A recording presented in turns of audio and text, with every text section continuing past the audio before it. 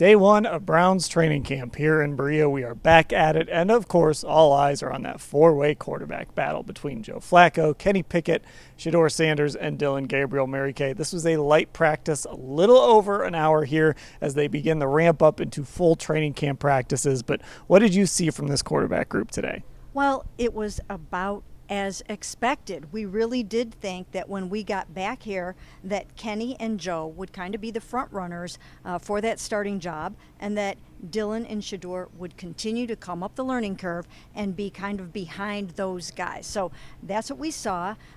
We saw a really nice 7-on-7 period by Dillon down here where he went 5 for 5, so that was good. We saw Joe Flacco also in a 7-on-7 period across the field go 5 for 5.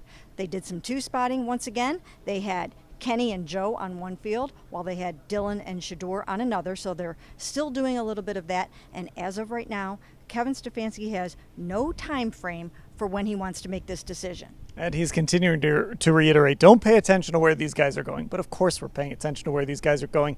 Probably the two most impressive throws in 11-on-11 today were a throw from Kenny Pickett to Jerry Jeudy off of a play action, and then Dillon Gabriel hit Gage Larvadain on a deep ball. It looked like a DB might have fallen down, but he hit him on a deep ball. But, Ashley, again, nothing unexpected today.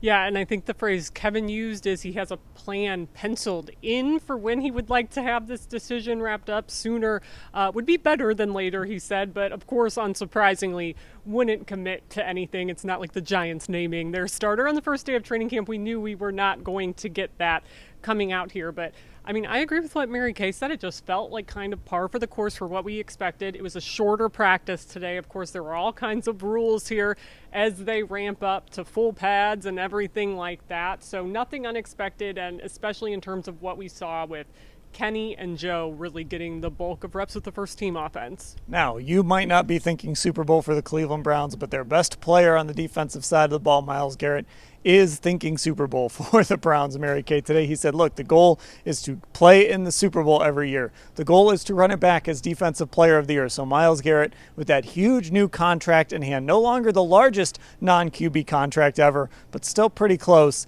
he is at least saying all the right things right now. Right. I thought he really struck the right notes today with his press conference. He's coming off a very contentious trade demand. A lot of fans had a hard time with that.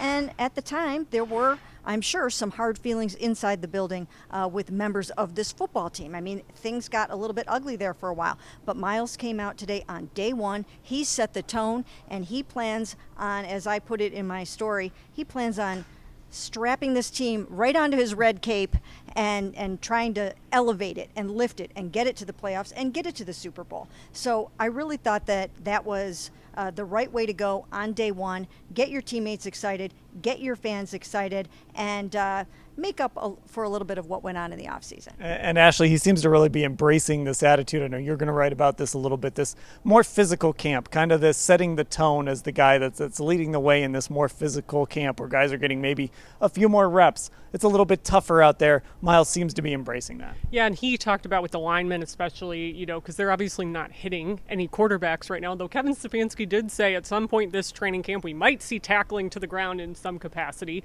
which we haven't seen with him really before, so that's another way things are different. But Myles talked about really embracing these 1v1 opportunities among the linemen. You saw a lot of them doing that today on the far field. So I think there are little things that you notice that do make this different. We saw the offensive linemen doing fumble recovery drills early in practice today, and those sorts of things to me scream sense of urgency that we didn't really see the last couple of years. Now, we also heard from Denzel Ward, that other elite defender in this group, and Mary Kay, he said he thought last year was his best year. I know a lot of us thought that as well. He made it back to the Pro Bowl, and he's eyeing an award that Myles Garrett has, Defensive Player of the Year as well. Now, it's harder for a DB to win it because, Patrick Surtain did win it last year, but he was the first one since 2019.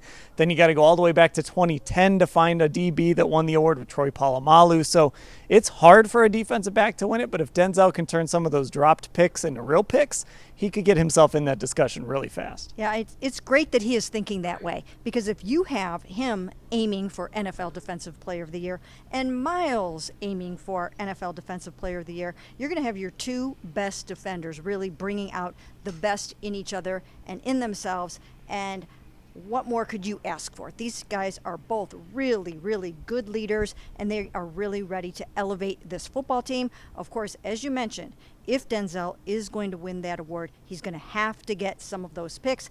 That's how you get attention as a DB.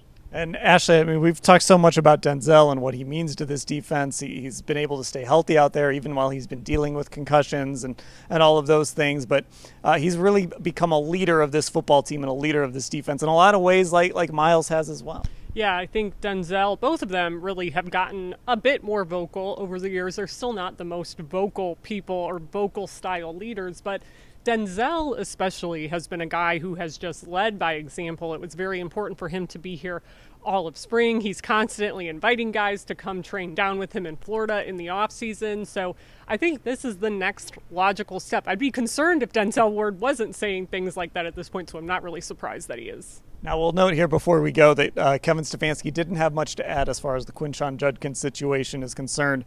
We will hear from Andrew Berry, however, on Thursday, so we'll see if he's able to address that situation a little more than Kevin did today. Whatever does get said, we'll cover it all at cleveland.com/Browns.